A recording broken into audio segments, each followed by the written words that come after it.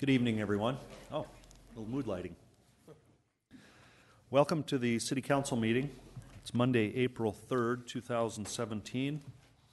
We'll start tonight with a roll call and determination of quorum. Nordstrom? Here. Drew? Here. Solomon? Here. Doyle? Here. Estes? Here. Scott? Here. Laurenti? Wright? Here. Modrick? Here. Roberts? Here. We have a quorum. Okay, thank you. Now we'll have the invocation by Debbie Pack from Habitat for Humanity, followed by the Pledge of Allegiance.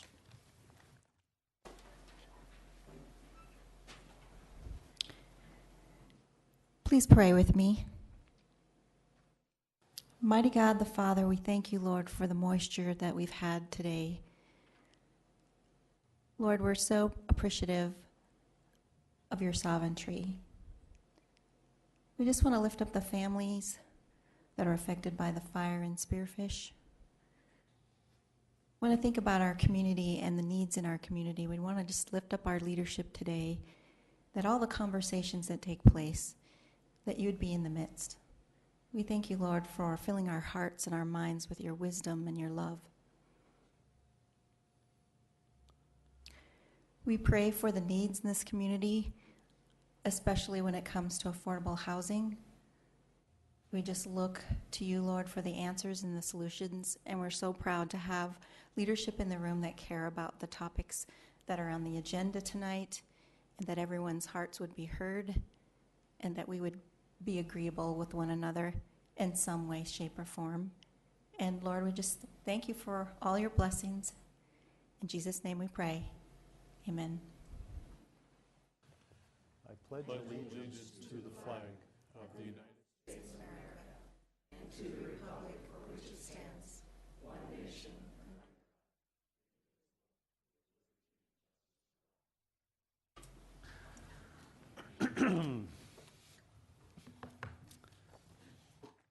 Okay, the next item is the adoption of the agenda. If anyone has any changes to the agenda, they can submit them now. Otherwise, we could take a motion to adopt. Second. Okay, we have a motion to adopt by Charity Doyle, second by Brad Estes. All in favor of that motion, say aye. Aye. Opposed, say no. Motion carries. Now I'm going to go down front for a minute for some recognition.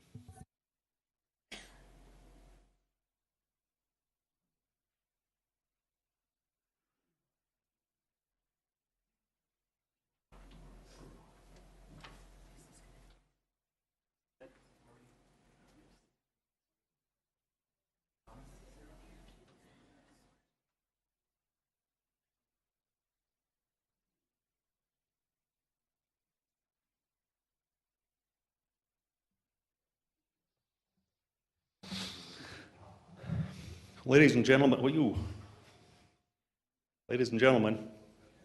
I have a executive proclamation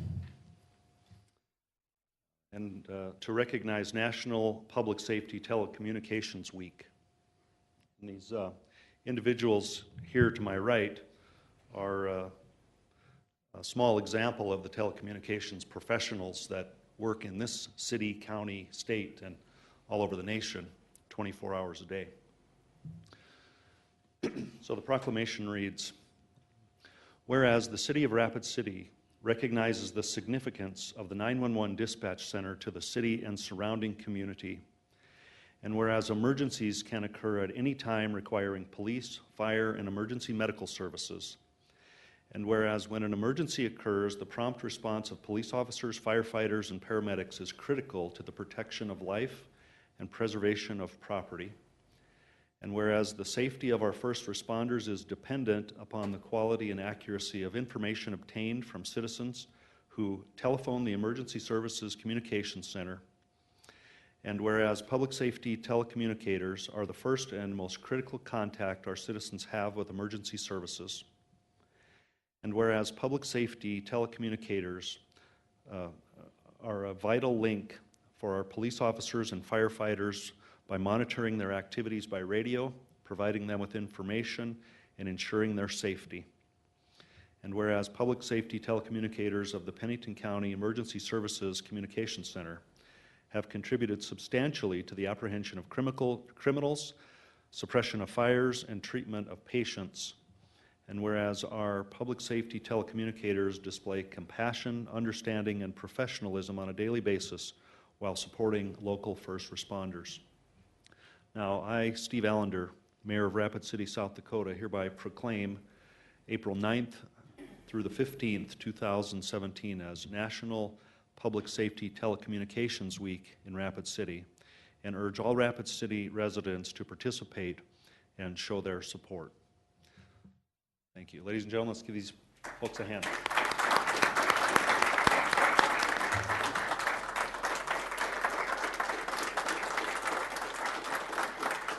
We'll have our police and fire chief say a few words here. On behalf of law enforcement, the ESCC Center at the Pennington County Administration Building serves the Pennington County Sheriff's Office, the Rapid City Police Department, and the South Dakota Highway Patrol, West River.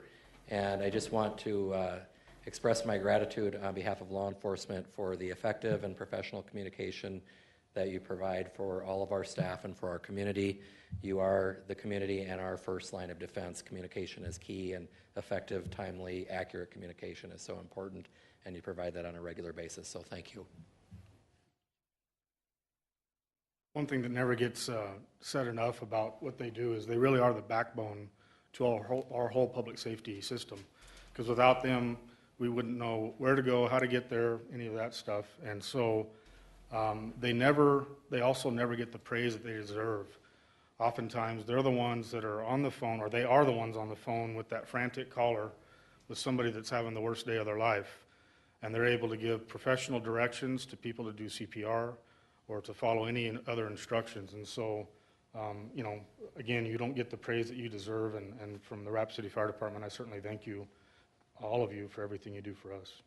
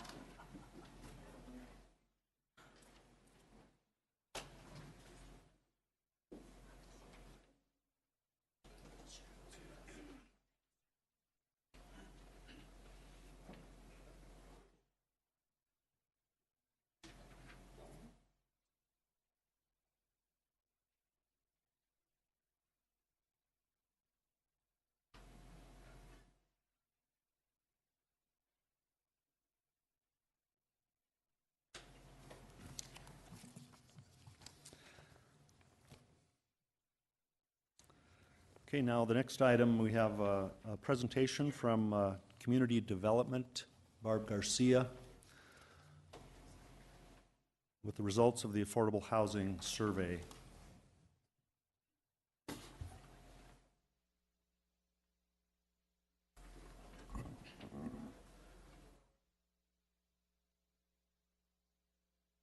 Do I need to do anything, Daryl?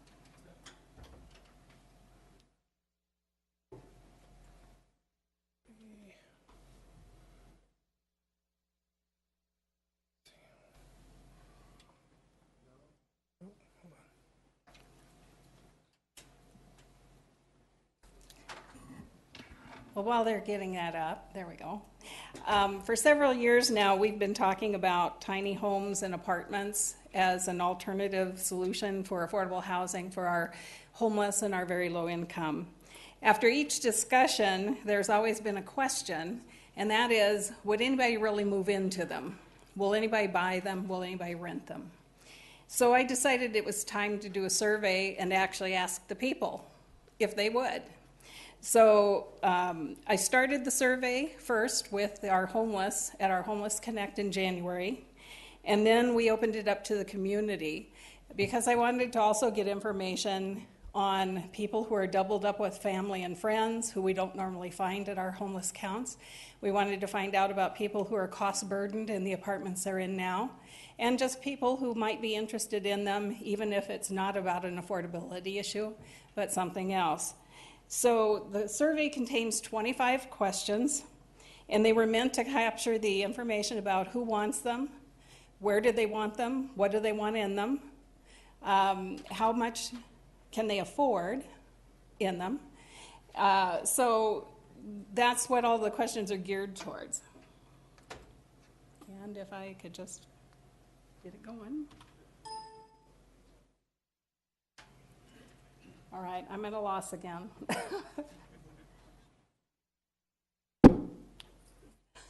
How do I get it going? Oh, spacebar. Okay, thank you. All right, there were 25 questions. We got 675 total responses, which for a study like this is exceptionally good in our community. The pictures on the slide were some of the examples that we gave them when we talked about what kind of tiny houses are we looking at. We had different sizes, and we had the interiors, and we showed what, with them furnished, what fits in them so that they would have a visual of just how much space that is and what can be in it. So they had a series of pictures to look at as they answered the questions. The first question was, how likely are you to rent an apartment or purchase a home that is less than 600 square feet? Half of them said yes. Another 28% said they might. And then 23% said they would not. However, most of the people who said they would not, in later questions, said they would if. And we'll get to those as I move on. The number of people we're actually talking, I also wanted to give you a figure on how many actual people said this.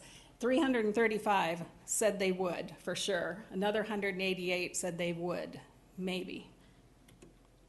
So then the second question was, if I were to buy or rent one, I would do it because. So what was the reasoning behind their purchasing? A smaller house or apartment would be more affordable. That was the overwhelming answer. I don't need or want a large space to take care of anymore. I care about the environment, and the smaller house footprint would be a lower carbon footprint. So it's an environmental concern. And then just other people had some other minor reasons why they would do it. I would consider renting if. Now here's where some of those people who answered no or maybe, here are their ifs. If it were affordable with my budget, if it were located in an area I wanted to live in, if it has lots of built-ins or storage, and then it drops down and it's if I were retired or if my kids were gone from home. Many of the people who said no, when I went back and looked at their specific demographics, had 3 or 4 kids still living at home. So a tiny house would not be appropriate for them at this time. I would not purchase one, and the reasons why. I like and or need more space. I have a large family. I have a lot of personal property that I need or don't want to get rid of. And then they had other reasons of family and location or close to work. Considering your current needs and financial situation, so asking them in where they are now, which of the following house choices would you be most likely to choose?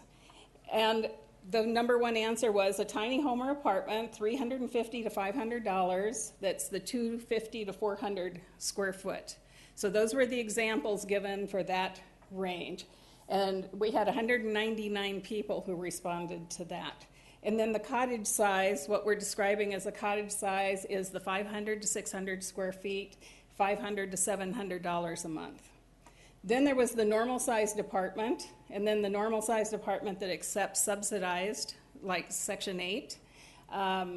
So I was kind of surprised that we didn't have more people answering for the Section 8, because we did get people, and you'll see the demographics, that were very low income, but they weren't asking for more Section 8. They want to be self-sufficient. If you were looking for an apartment or a house, then the payment was affordable. What size would you consider? So now we're asking them specifically. And here it bumped up a little bit to a 2-bedroom. It's still the 400 to 450 square foot, but they were mentioning specifically about the 2-bedroom, and that was the top answer. 313 people responded to that one. 174 to the 350 square foot, which is a 1-bedroom. And then we had the efficiency. 73 people would take an efficiency that didn't have a separate bedroom. None of the above, so 70 people said they didn't. And there were a total of 489 responders on this one.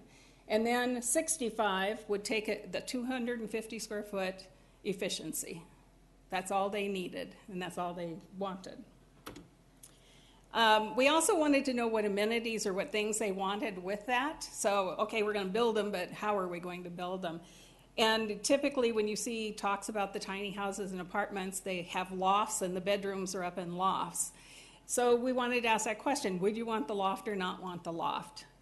Either as a sleeping area or as a storage. Overwhelmingly, yes. Over 80% want the loft.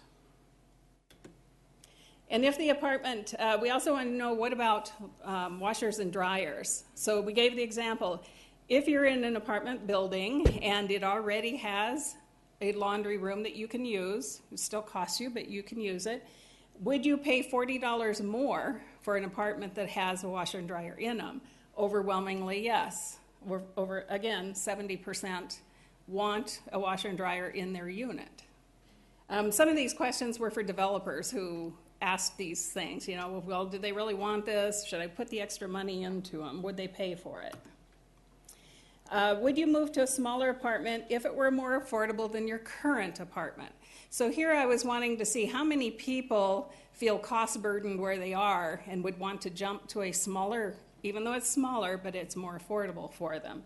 74% said they would jump to another, and that was a total of 461 people who answered that question. So then in the accommodations, we wanted to know, you know, just what is it they're looking for. So the top answer was one-level living. Everybody's getting older. People don't want to climb stairs. Some people have handicaps. So I'm not surprised that that was the top answer. Second was grab bars. Third was walk-in or roll-in shower. And then fourth was a wheelchair. 147 wanted the one level, 83 with grab bars, 51 with the walk-in. And then it went down from there. So then what else did we need? Typically you see a lot of built-ins in the tiny homes that are advertised out and about. So we asked that question, and of the built-ins, what would you want? So first question was unfurnished, and about half of the people wanted unfurnished. Then we had the top built-in was a table. Second would be a built-in bed, and we were talking about a platform. They'd have to bring their own mattress. So this is a platform with storage underneath it for the bed. And then a built-in sofa, again with storage under it, not your traditional sofa. Half of the people wanted it unfurnished. A little over half want unfurnished. Built-in table was number 2, and that one surprised me a little bit until I was talking with Lisa Allison from Cornerstone and their thrift store, and she says you cannot get dining tables. They never come in. If they come in, they're gone before they ever hit the floor, and they're more expensive for people to purchase, and they take up a lot of floor space. So it makes sense that they would want a built-in that folds down and out of the way, and that they don't have to buy, except maybe have a couple of chairs in there. And it's just a more livable way. The next question is being able to have a pet important to you? Because one thing about homeless folks in particular, many of them are living in their cars and outside because they have pets, and they are not willing to give them up, any more than any of us in this room who have pets would want to give them up. So it's important that if we're providing housing, because they won't come off the street if they can't bring their animals with them. And I know that's unpopular among the rental market that's out there, but this is a need. People want to have their animals. 271 have animals and would not consider a place without having them. 128 don't have them but want them.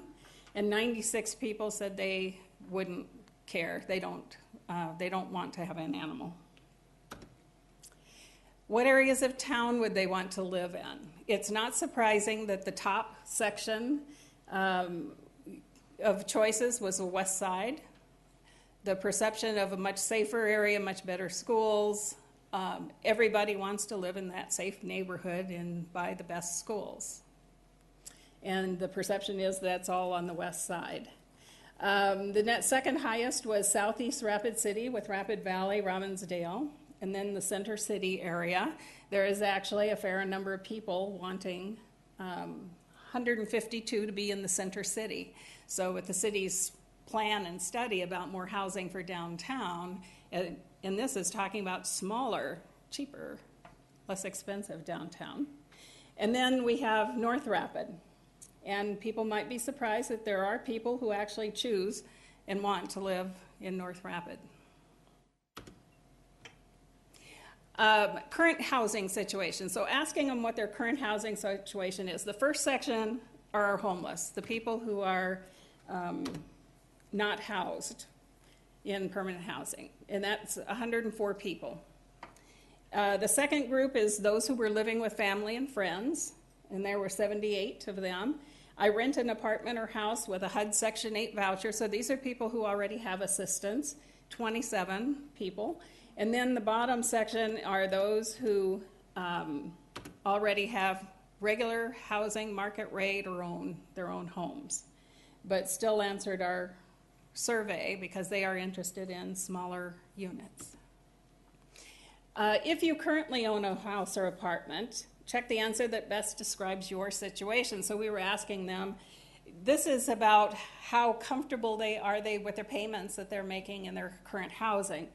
The top one is, I am able to pay my rent every month and cover my basic needs with no assistance. That was 211 people.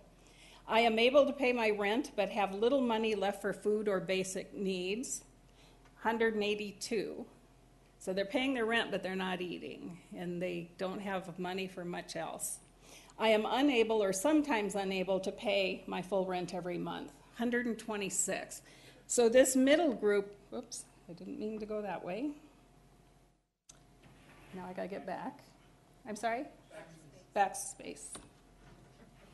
No, okay.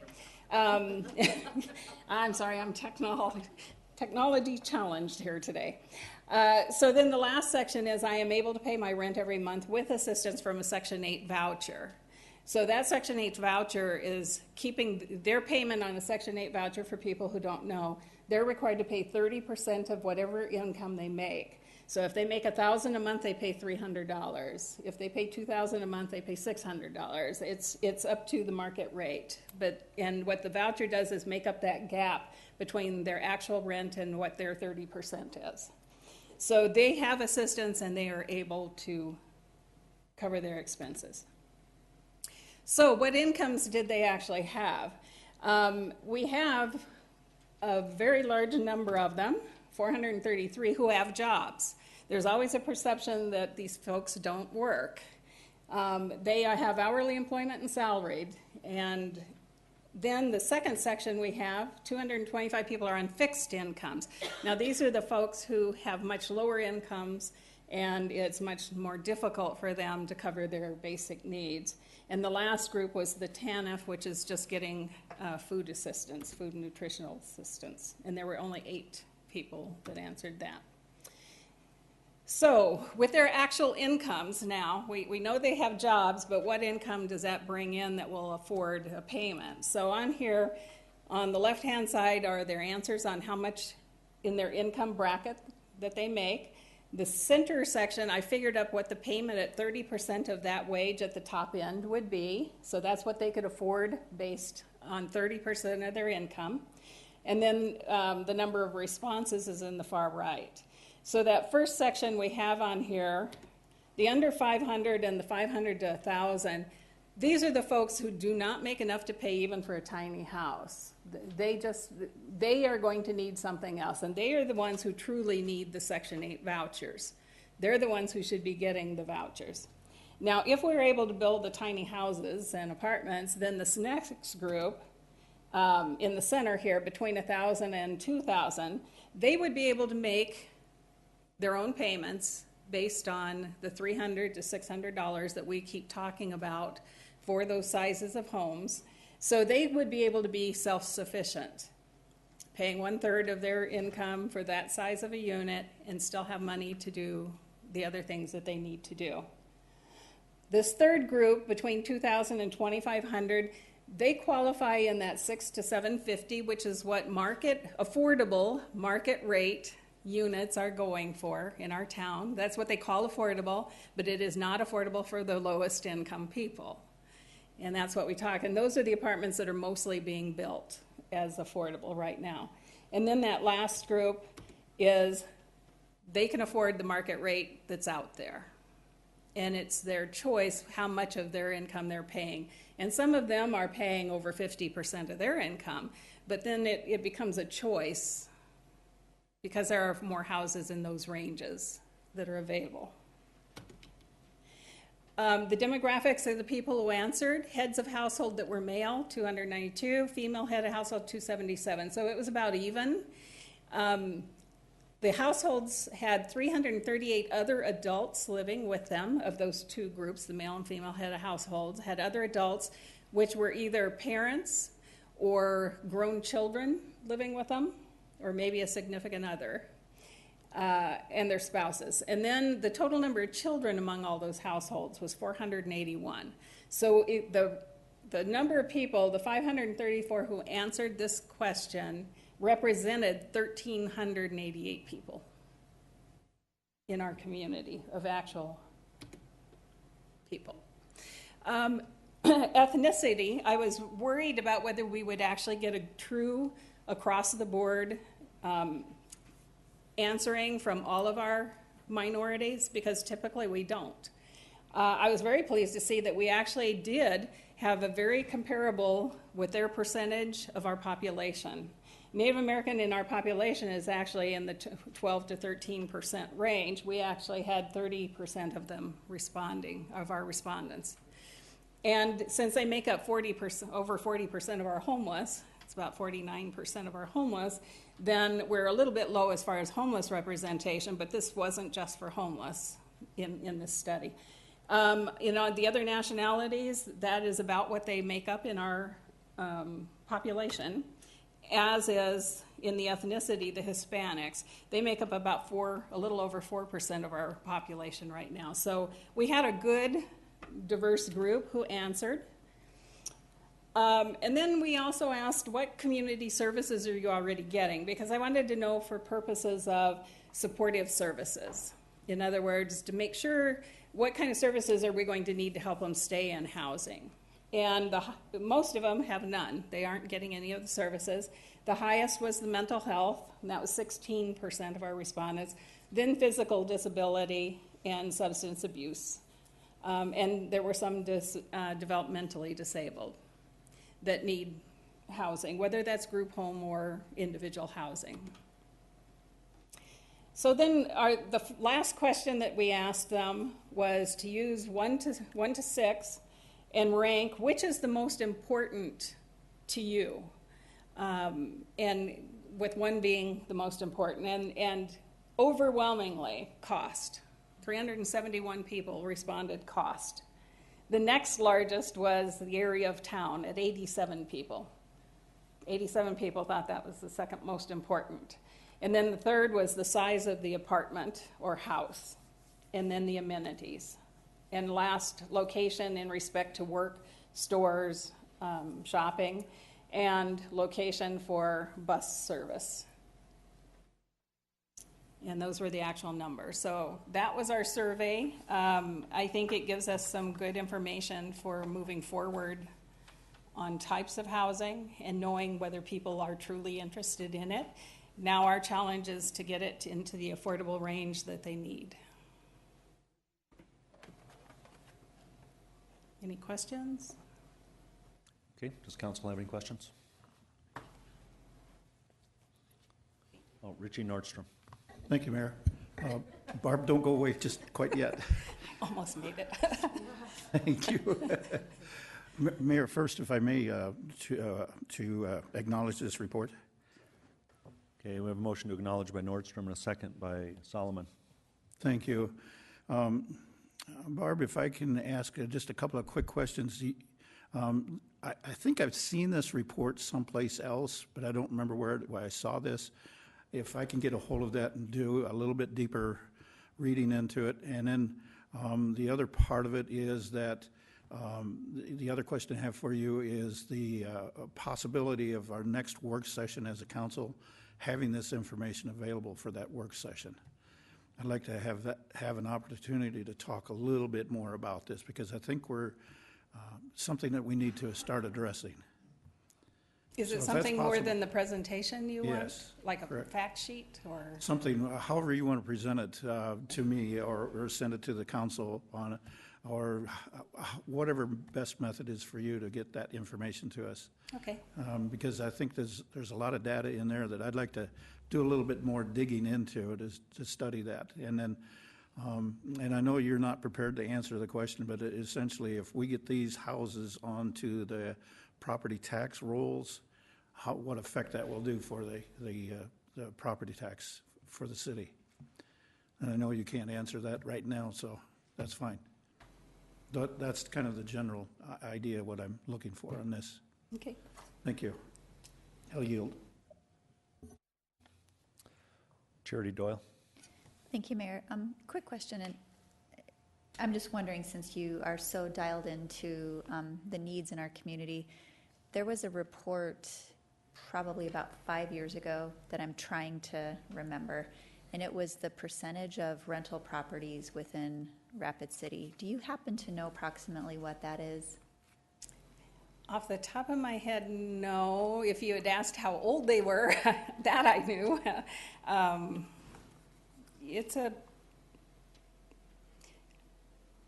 want to say we're almost half. Our ownership has gone down is part of the reason I don't have the answer.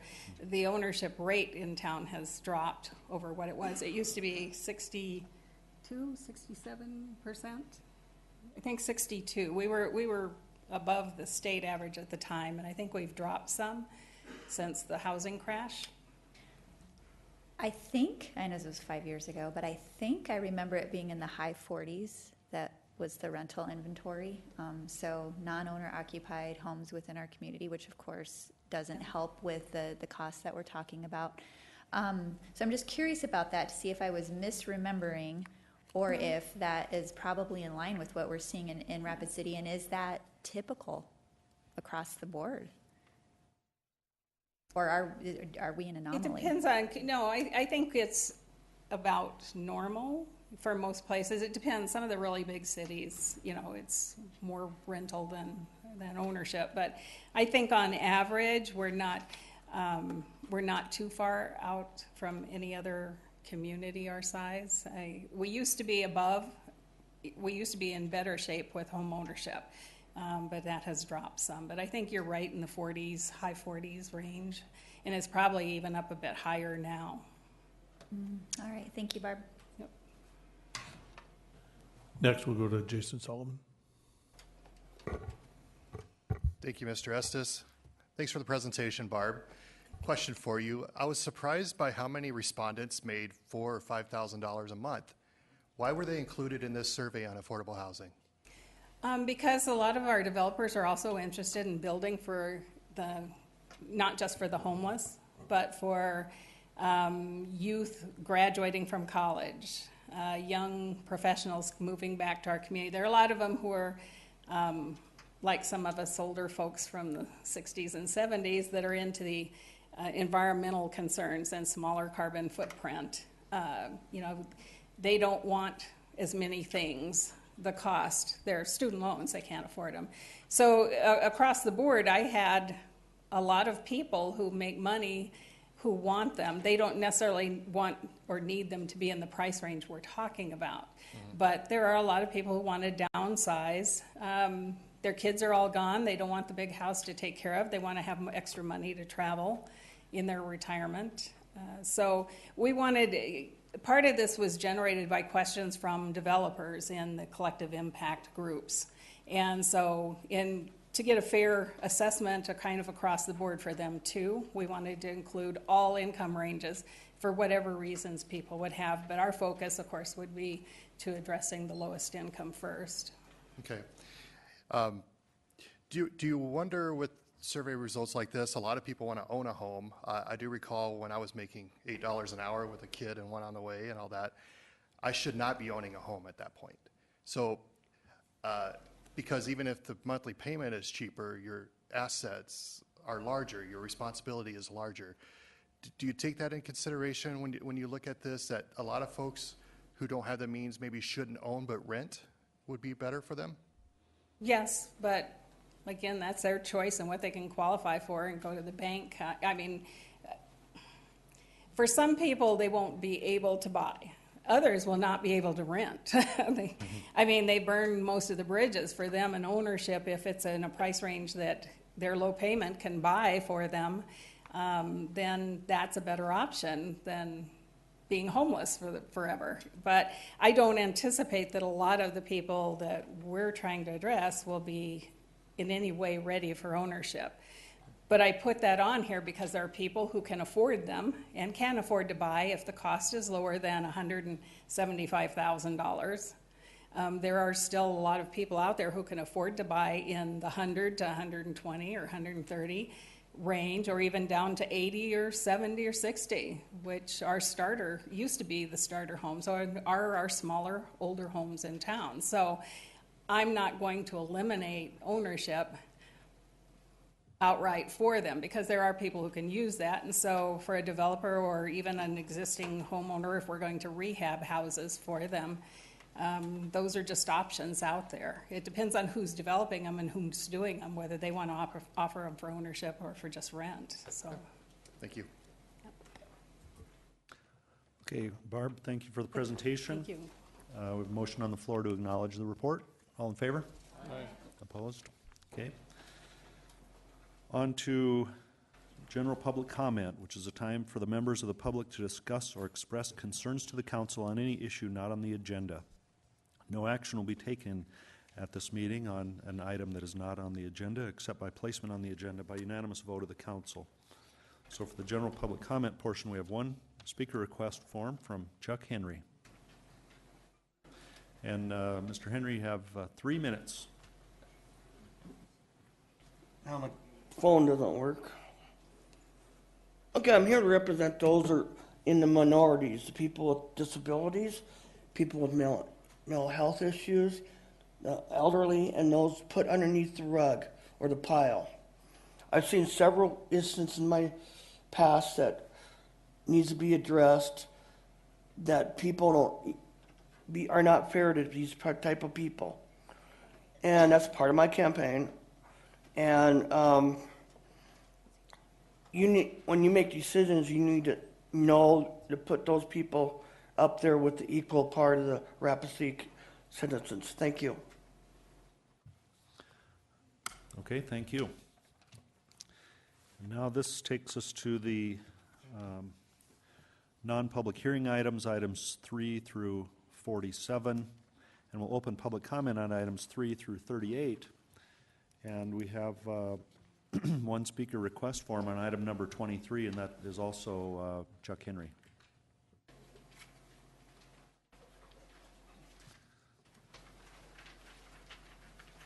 That was quick. I noticed in item 23, the person's asking not to build a sidewalk. That is not fair to people, the elderly, people with disabilities, especially in the wheelchairs, and the safety of children.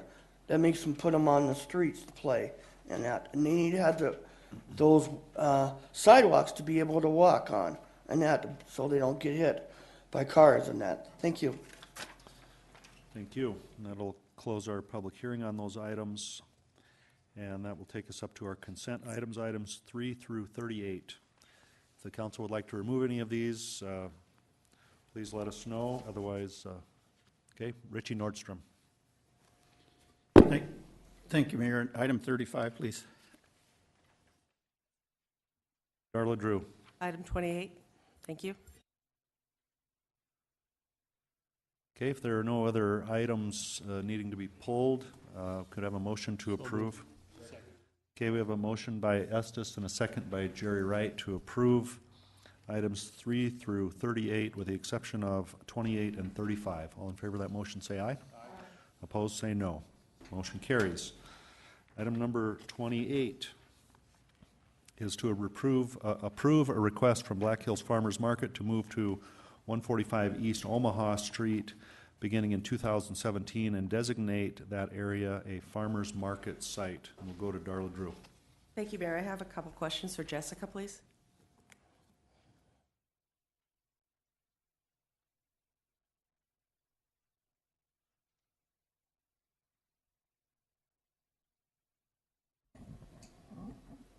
You state your name and... Jessica Story, Farmers Market Manager. Okay, thank you. Let's see here. I was talking to you earlier about this move, and I wanted to know how many extra spaces, and you'd actually done the work on this, and I would like people to know what we're looking at for improvement on space availability.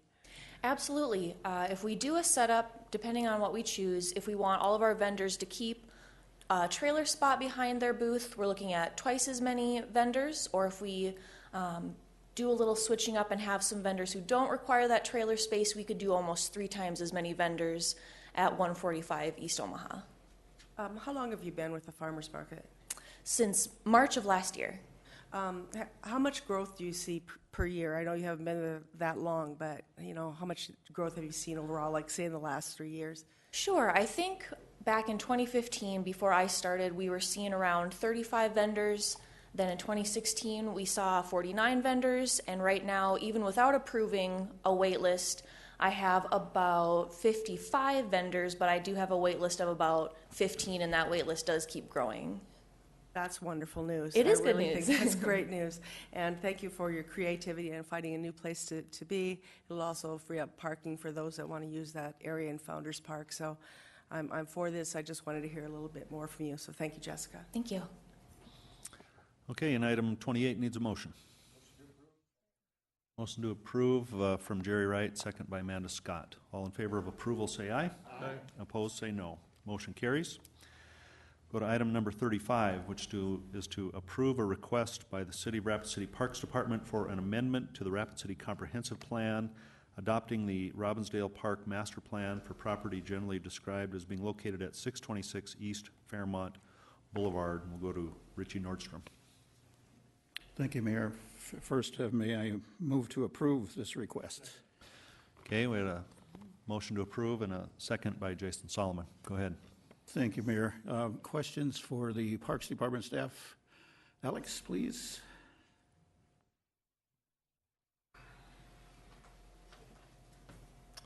Alex, Yes. due to I am somewhat time constrained, so I'll have 3 questions for you. Okay. And then you can take your time answering it. And first question is on page 15, that map that you have. The areas in question for me are H and F. And primarily it has to do with the old ball fields. And if you don't have it pulled up right away, but that's fine. But H and F, that area is of concern for me. And then the one area where the BMX is going to be relocated to, my concern is related to page 66 of the report, what has to do with the landfill study. And it has to do with primarily the major concern for essentially right now we're dealing with a lot of broken glass in that surface. So if you can address those 3 issues for me, but I really approve the plan right now. So Yeah, I was going to try to pull that up so I could get a reference for everyone, but that doesn't seem to be working. So I will address it just orally here then. So you're referring to the overall master plan within the report plan, which is a depiction of the long-term vision for Robbinsdale Park. Item H is the Rapid City BMX facility, and the layout for the long-term plan for that suggests that BMX facility would be moved to the existing soccer field that is in Robbinsdale Park. And that proposal is coming with the fact that Rapid City just built a new soccer complex on Elkville Road. The soccer organization no longer leases that facility, and that space will be unutilized in upcoming years. Thank you, Michael. There is some proposed stormwater improvements. Zoom out. You got that, Richie? There we go. Yeah. There we go. Thank you. There we go. There are some stormwater improvements planned for the area related to BMX, as well as the area to just the west down the hill from BMX. So the focus there is to enlarge that stormwater detention cell, and that will impact the area up the hill. So in working with Public Works and focusing on that stormwater improvement, we felt that we could utilize that space more appropriately, as well as accommodate BMX in their request for a more larger venue and a more larger space, and move them down to an area that is going to be unutilized by soccer in the coming years. Richie, could you refresh me on the other? Yeah, item H, or the map here shows H as being the new BMX, and how that relates to page 66 with the landfill study. Okay. Can you pull up page 66? Yeah, let me go to that one here real quick.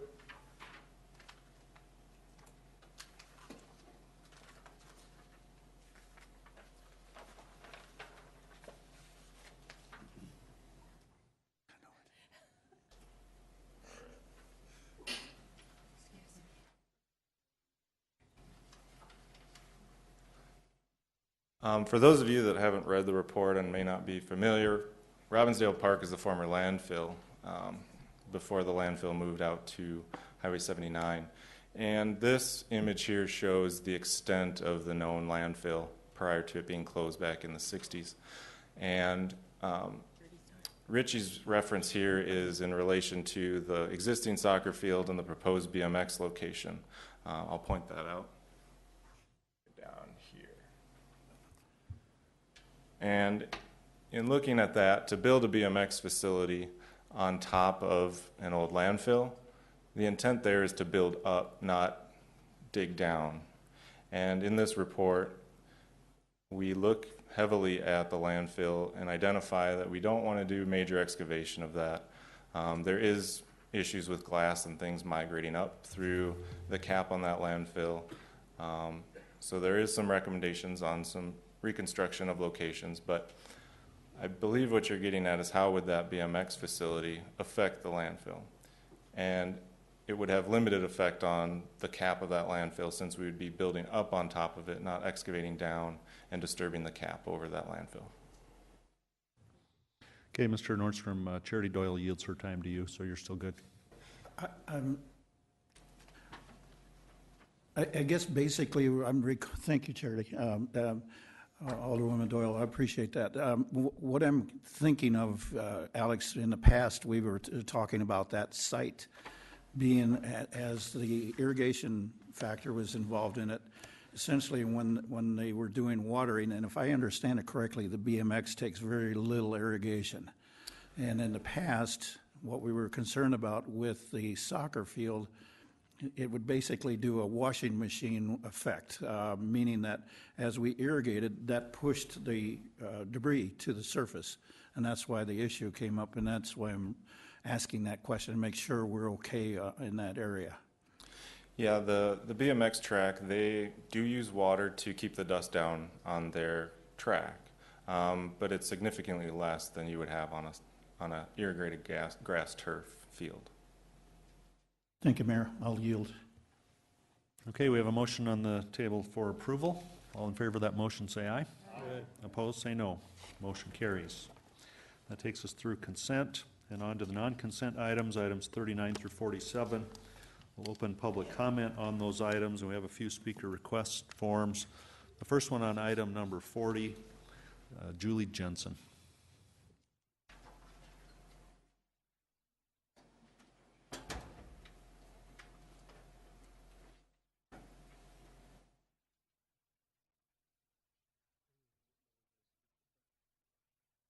Thank you, Mayor and Council. I am here mostly to say thank you for the past 3 hearings we've had on this particular ordinance. We are very excited to become the promotion arm of Rapid City and be called Visit Rapid City. We think that's going to be way easier for the local people to understand what we do and why we're here, and for visitors to understand why we're here. So I am mostly here to answer questions. If there's anybody from the council or from the audience that has any concerns or questions, we're here to address them. We have a few board members in the room. Other than that, we're just excited to move forward with Visit Rapid City. Thank you. And the next speaker request is on item 46, Joy McCracken.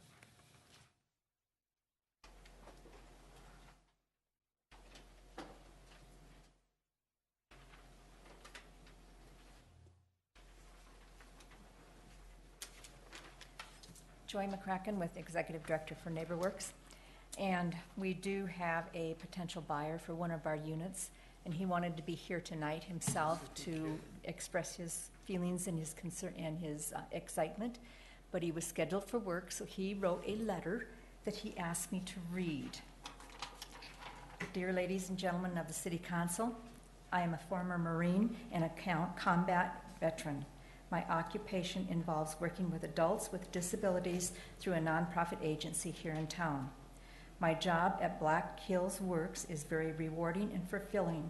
However, working for a nonprofit entails making sacrifices in regards to pay, meaning it's on the low side of the spectrum. If it weren't for the affordable home program through NeighborWorks, my dream of owning a decent, affordable home in Rapid City would never be realized. Without the tireless efforts of people like Joy McCracken and her staff at NeighborWorks, people like me would be renters forever. Speaking for myself, I want to change that and hopefully inspire others to do the same thing. The tax increment financing that NeighborWorks is requesting will go a long ways towards making this project, known as Village on Monroe, a reality in the goal to provide affordable housing for those people who desire to realize a goal. While I understand approving a TIF ventures into uncharted territory, the project of Village on Monroe is worthy endeavor and an excellent example of thinking out of the box. Please give serious consideration to approving this TIF request. It's an excellent opportunity for the city and the leadership to fulfill the dreams of home ownership of the Americans aspire to. Thank you, respectively, Robert Graham. Thank you very much. Thank you. And the last speaker request on item number 47 is from Cale McNabo.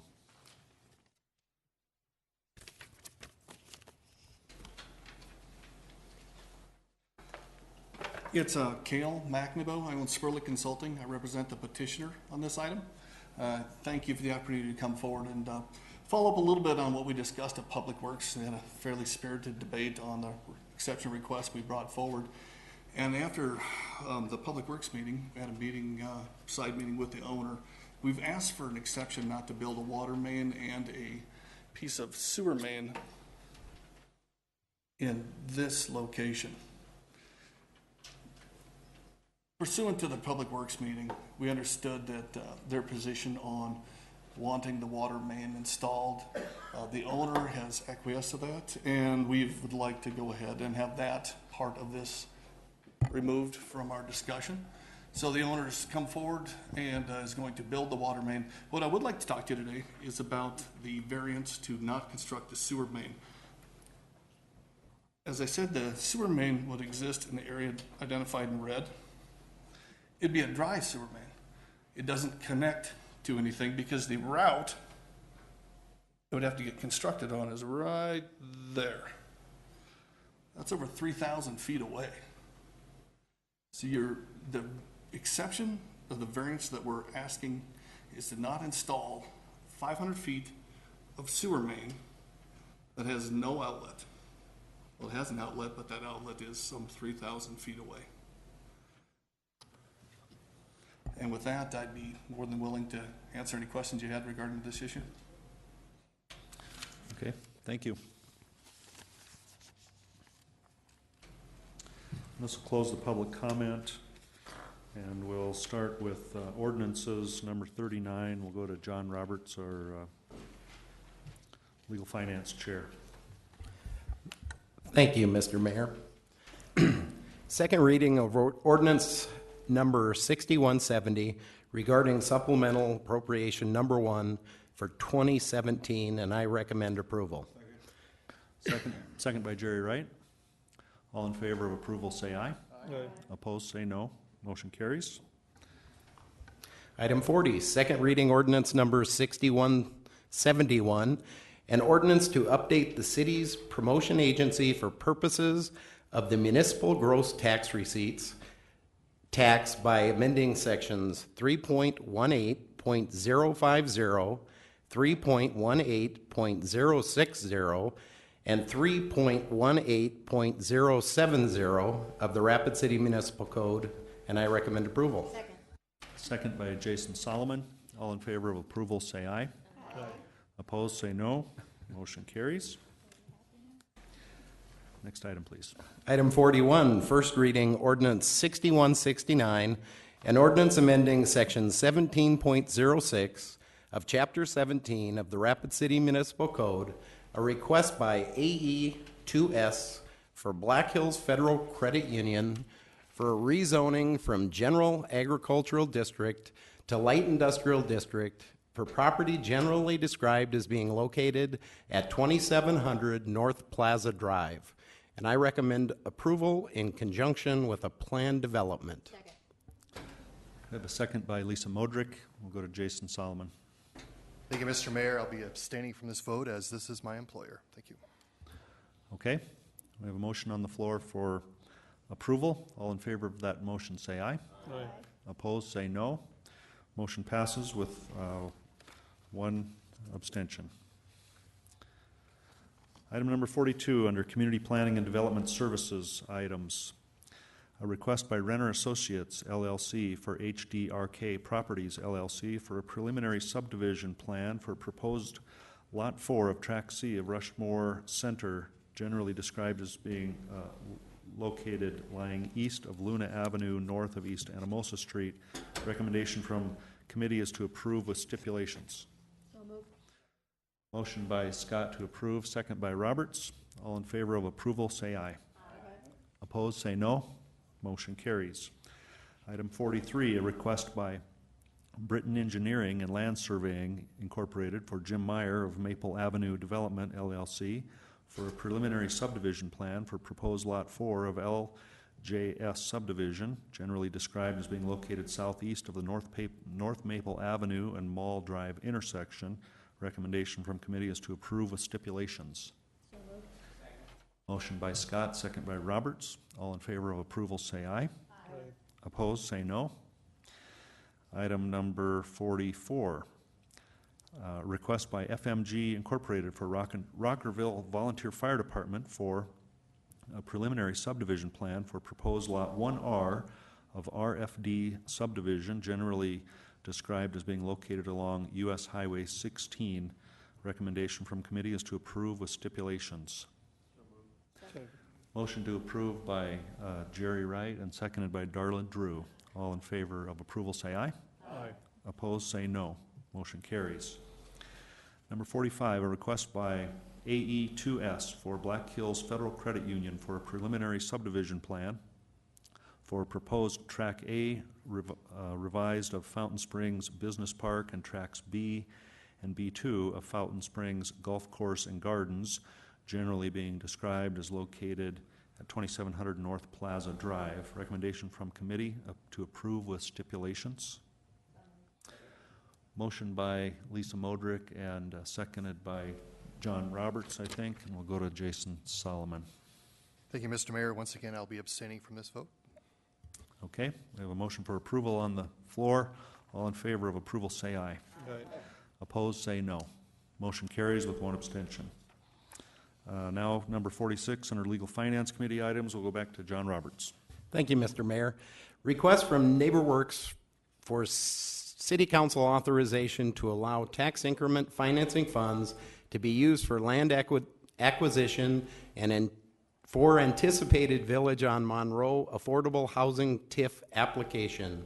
And this was sent to the council without recommendation. Okay, we have a motion for approval by Wright and second by Darla Drew. We'll go to Amanda Scott. Thank you, Mayor. I will be supporting this as of today. Just wanted to clarify what this is. Since somewhere along the lines, the city had made a policy recommendation or a policy requirement that anybody who is going to apply for a TIF or a tax incremental district has to come before City Council and request permission to include in their TIF application the possibility of using TIF funds to finance the acquisition of property. So I am going to support this because this is just a prerequisite that they need to do in order to apply for their TIF. Just want to go on record that when we actually see the TIF application, and if it passes TIF committee and therefore comes to the council, I may have a difference of opinion or I may have a lot more questions, but I will support this so the TIF application can go forward. So thank you, Mayor. Richie Nordstrom. Thank you, Mayor. If I can ask a question of Joy McCracken, please. Yes. Joy, I believe this is a good project and moving forward on it, but I want to make sure as it's moving, or if it has the opportunity to move down the line and the land is actually acquired, do we have anything for assurances that says it will remain affordable as time goes on, such as a property owner purchasing now, as you mentioned in your report or your letter tonight, and then if that person or another person decides to sell their property, do we have any kind of assurances that says that property will remain affordable? There's about 3 different ways. One, it does have to be owner occupied, and that usually restricts it because they are smaller units. The other way is land trust could come in and provide additional investment to help a low-income person purchase it. In that case, the land does stay affordable forever. And the third way is if the TIF application is approved, the applicant would receive a investment as well, but that investment would also be tied to the land that would be paid back to assist the next family. Very good. And I just want to make sure it's in writing someplace along the line. So if that's in there, you have my support. Thank you. Thank you. Lisa Modrick. Hi, Joy. Hi. So this is a question you and I have talked about. It's been a while ago now. But we talked about the land trust and the in perpetuity for the land trust. And I'm trying to understand, since this is an application form and it will more than likely go through committee and probably come back to us, how the land trust layers with a TIF. I need a better understanding on both of the layerings of that because you've got a perpetuity on the land. Where does the TIF fit and the funding that's going to help lower the price but also repay the TIF? If you could share the two of them for me. Real estate taxes are paid on land trust land. And so really it's as far as the TIF goes, there is no consequences if land trust gets involved. The taxes are the same with or without land trust. So then what you're looking at then is to defer with the TIF in order to spread it out over a point of time. That way, of course, creating equity for those that are buying the home. And that's why you have a need for the TIF. Is that why you're applying? We're applying for the TIF to assist buyers into home ownership, yes. And term it out. Do you know how long you're going to term that out? I believe it was 10 years.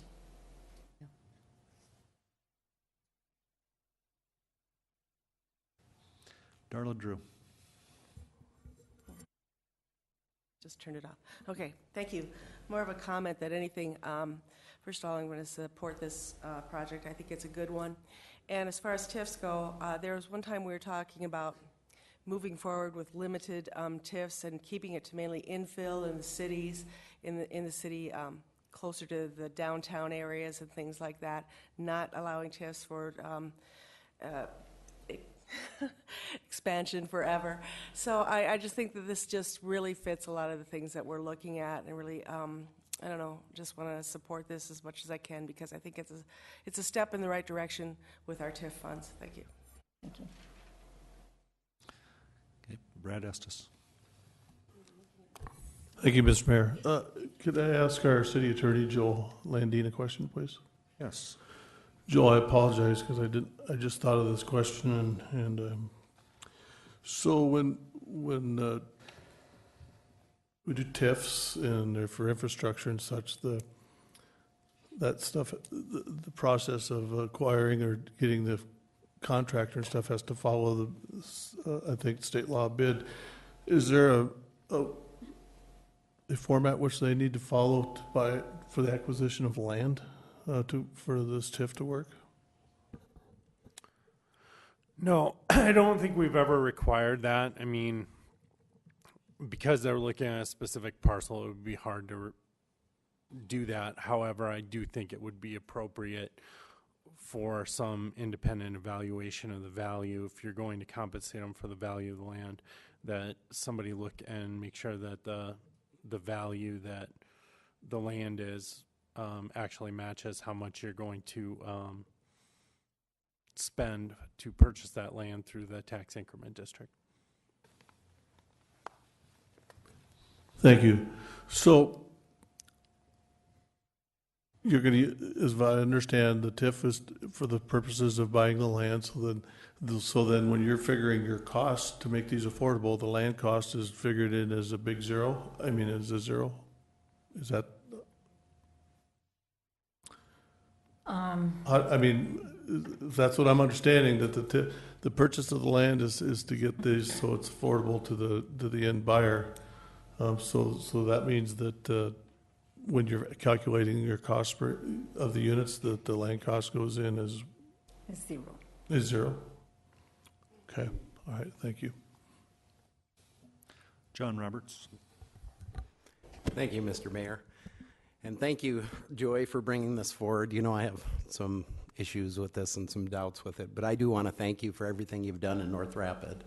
So, you know, you've been good to North Rapid. You've done some good housing. The garden's been good. The park's been good. So, my real big issue with this is the fact that we're doing it on such a small size, and we're doing, you know, 5 houses. I wish we could do 50 or 100. But I really have an issue if a developer, and, you know, there was a couple of them sitting out in the audience, if they came forward and asked for a TIF on 5 houses, what the city would say to them.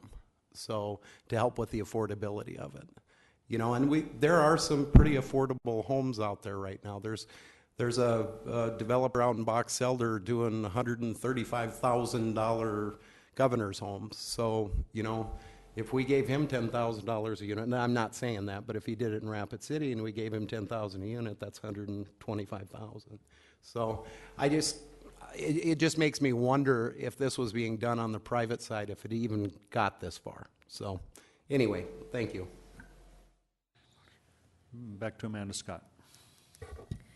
Thank you, Mayor. So I don't see anybody else enjoy, but a couple of the comments, and I'm going to go back to what I stated. This is a prerequisition for a TIF for a TIF application to be created and go through the process. So I would just like you to take heed in what was set up here, and that is the concern of making sure when you apply a mechanism to find out true value or fair market value of that property, and that should be part of your TIF application as far as how the city is going to be comfortable knowing that taxpayer funds are going to be utilized or not will be, can or may be used if the TIF is approved. So in no way tonight is this granting approval of a TIF. It still has to go through the entire process. So Understand. thank you. Thank you, Mayor. Okay, we have a motion for approval on the table. All in favor of approving this item, say aye. Aye. Opposed, say no. Motion carries. Thank you. Thank you. Now on to item number 47, we'll go to Charity Doyle. Thank you, Mayor. Item number 47 is appeal of denied exception request from Spurlick Consulting on behalf of DEC LLC not to construct a water main and a sewer main in Haynes Avenue adjacent to Auburn Hills subdivision. The applicant has since requested to strike the portion on the water main, and this only applies to the sewer main. I will yield the floor for discussion. It will go to Lisa Modrick. Thank you, Mayor. In watching both the Public Works presentation as well as the one that we have on our links, and the fact that the water main is has been added back in, but the sewer main to nowhere, the dry line, especially when you take a look at the 3,000-foot sewer line to nowhere, that's not something I'm comfortable with as far as allowing or upholding a denial on. That seems reasonable enough to me to remove that item and allow them to proceed forward with the work that they're going to do. They're putting in the water main in that short section. They've made that change, as I understand on the presentation. But I have to feel in support that we allow the exceptions and allow the consultant and DOECK LLC to proceed forward with their plan and not deny the exception, if that speaks right. Thank you. Jerry Wright.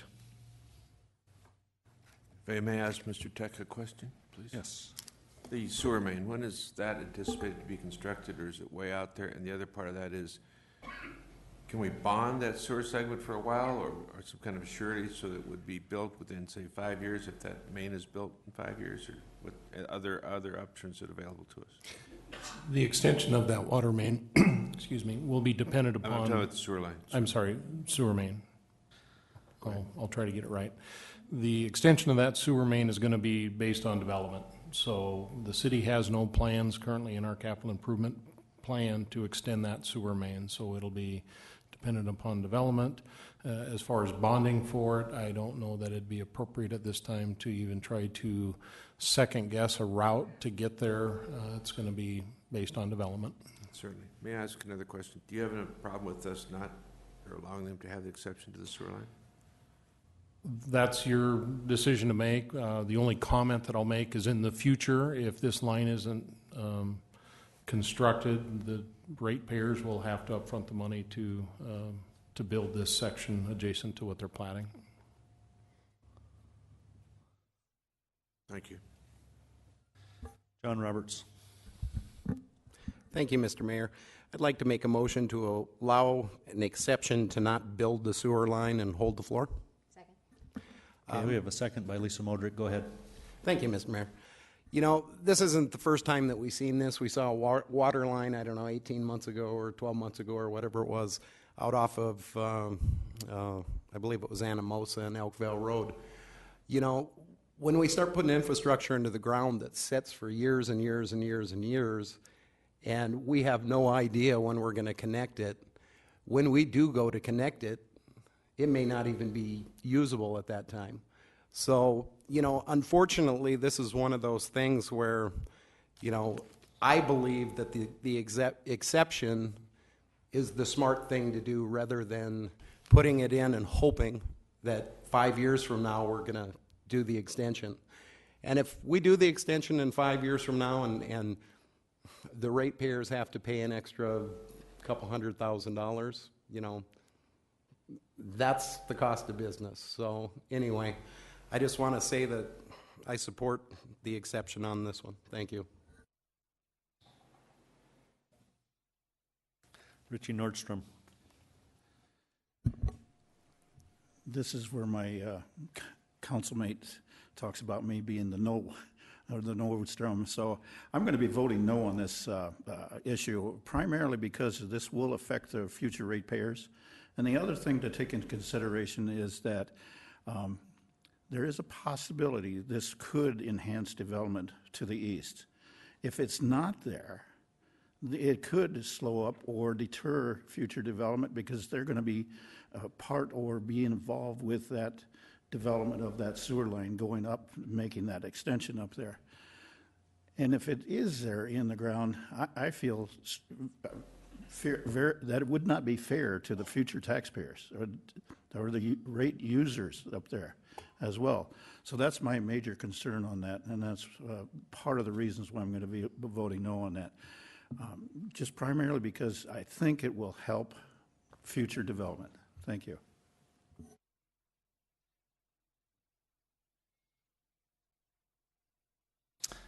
Brad Estes. Thank you, Mr. Mayor. I appreciate the petitioner for agreeing to put the water line in. I guess that was a concern that I had at the Public Works meeting, is that, you know, water line being a pressure system, you know, and the line being charged, there's no issue. I mean, I didn't see any reason why not to take the water line onto the north.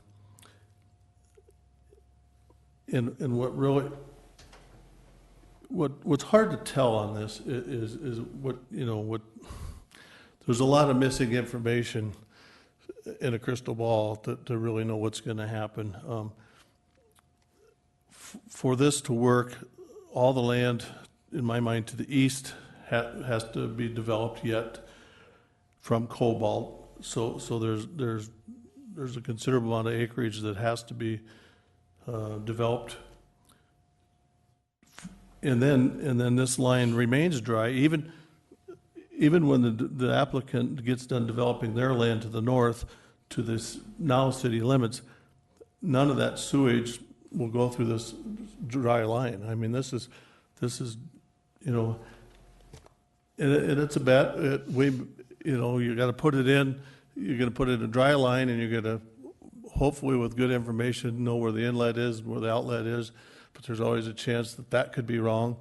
And I mean, no disrespect to anybody, but it kind of reminds me of the old Gomer Pyle show where you move the sand over here and move it over here. You know, it seems like we're putting a line in just for the sake of putting the line in, and you got a 50-50 shot that it'll never be used, and we've just proved a point.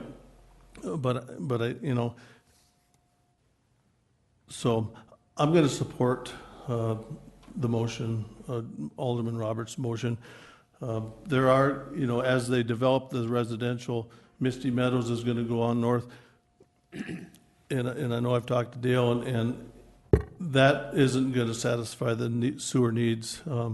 You really got to go look at the land, and the land lays way different than I originally thought it would on a map, and it's got a lot of train to it. But I've done a lot of babbling on here. But the bottom line is, I'm willing to take the risk that we're not going to need that line. I mean that I just don't see that it's a good bet right now. Thanks.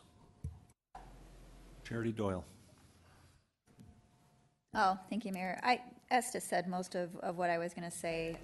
I do agree with you, Richie, that it's unfair to the ratepayers in the future, but that's only if the line does become necessary. I think it's unfair to the developer right now that there is a strong chance that it would be abandoned. And, you know, I think there are a lot of things to be determined out there, particularly because we're running up against the city limits. So I'm leaning towards supporting this at this point. Thanks. Darla Drew. Thank you, Mayor. I was the one that actually moved to deny this exception. And, you know, as things happen, I saw a compromise here. And going through with the water main, and that makes sense. And it seems like everybody worked together here to try and make something that actually will service in the short term. You know, I can't see the future either, but I'm going to be supporting this as well. Okay, we have the motion on the floor by John Roberts, if I understand it, is to grant the appeal for installation of the sewer line only. In other words, to allow the exception to not have to build a sewer line. Correct? Okay, all in favor of that motion say aye. Aye. Opposed say no. No. Okay, motion passes with one no from Nordstrom. Nordstrom. Okay, now on to public hearing items 48 through 60. There's no speaker requests. We won't need a public hearing on those items. That'll take us to consent public hearing items 48 through 52. Does the council want to remove any of those? Yes, they do. Item number 51 needs to be removed because this particular business is not in the city limits. So, can I have a motion to approve 48 through 52 with the exception of 51? Okay, moved by Estes, second by Doyle. All in favor of that motion say aye. Aye. Opposed say no. Motion carries. Now on to the non-consent public hearing items 53 through 60, and we'll go to Charity Doyle. Thank you, Mayor. Item number 53 is to approve a request by Ferber Engineering Company, Inc. for City of Rapid City for vacation of right-of-way for property generally described as being located north of East Mill Drive, east of North Lacrosse Street, and south of Seeger Drive. Make a motion to approve with stipulations. Second. Second by Jason Solomon. All in favor of that motion say aye. Aye. Opposed say no. Motion carries. Thank you. Item number 54, second reading of ordinance 6160, an ordinance amending section 17.06 of chapter 17 of the Rapid City Municipal Code.